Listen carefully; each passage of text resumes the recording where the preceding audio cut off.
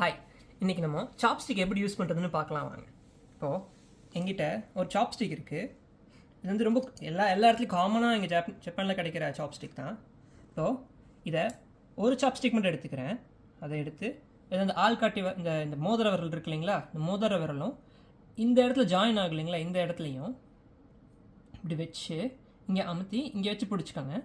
கட்டை விரலில் இந்த எட்ஜ் இருக்கு இல்லைங்களா, இந்த எட்ஜில் இப்படி பிடிக்கணும். இந்த டிப்பு ஃப்ரீயாக இருக்கணும். இதுவும் நகரக்கூடாது, அவ்வளோதான். இது எப்பவுமே நகரக்கூடாது. இந்த பக்கம் வச்சுருக்கிறது இந்த மேலே 3 டிப் இருக்கு இல்லைங்களா, இந்த 3 டிப்லேயும் நம்ம பென்சில் பிடிப்போம் இல்லைங்களா, அந்த மாதிரி இங்கே மேலே ரெஸ்ட் பண்ணி இப்படி வச்சு இப்படி பிடிச்சிட்டு மேலே இருக்கிற மேலே டிப்பில் பிடிச்சிருக்கிறது மட்டும்தான் இப்படி நகரணும்.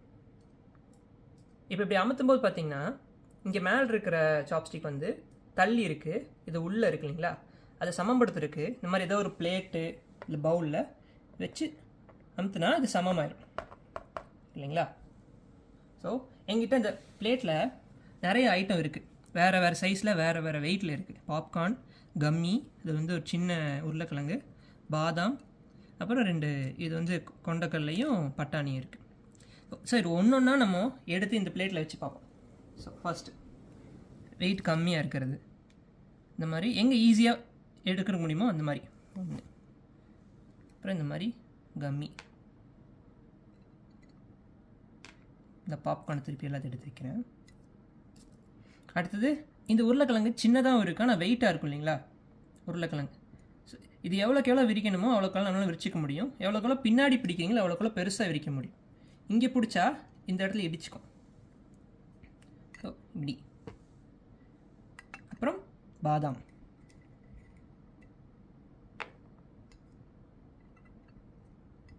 அழுக்கும், அப்புறம் இது. சரி, இப்படி எடுக்கணும். இன்கேஸ் உங்ககிட்ட சாப்ஸ்டிக் இல்லை அப்படின்னா இந்த மாதிரி ஒரு பென் எடுத்துக்கோங்க. ஏதோ ஒரு பென் எடுத்து திருப்பி எப்படி உங்களுக்கு வசதியாக இருக்குது அந்த மாதிரி பிடிச்சிக்கோங்க. இப்போ இங்கே இருக்கிறத எடுத்து அந்த பக்கம் போடுறேன். அதே மாதிரி பாப்கார்ன் சேம் அதே மாதிரி வச்சு பாப்கார்ன் எடுத்து போட்டு இந்த கம்மி, அப்புறம் பாதாம், இந்த உருளைக்கிழங்கு எடுப்போம். இது எவ்வளோக்கு எவ்வளோ தூக்கிக்கலாம். இந்த மாதிரி நீங்கள் எவ்வளோ ஸ்ட்ராங்காக பிடிக்கிறீங்களோ அதுக்கு ஏற்ற மாதிரி எடுத்துக்கலாம். பாதாம்,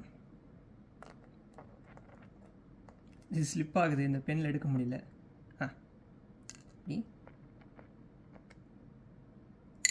இப்படி தாங்க.